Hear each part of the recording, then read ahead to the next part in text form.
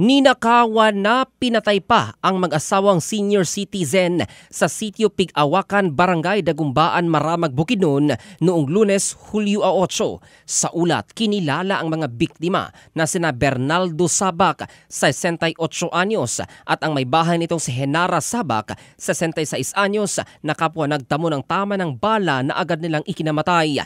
Matapos isagawa ang krimen, tinangay ng mga sospek ang 100,000 pesos cash ng mag-asawa. Ang krimen nasaksihan ng kanilang apo kung saan isa umano sa mga sospek ang biglang pumasok sa loob ng bahay at tinutukan ng baril si Bernaldo at sinunod ang misis nitong si Henara.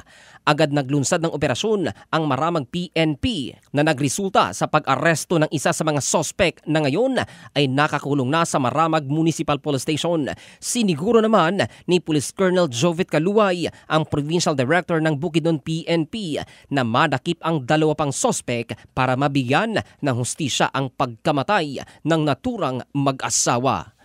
Ito si Jovel Candado in the heart of changing lives ng Brigada News Philippines, the Music and News Authority.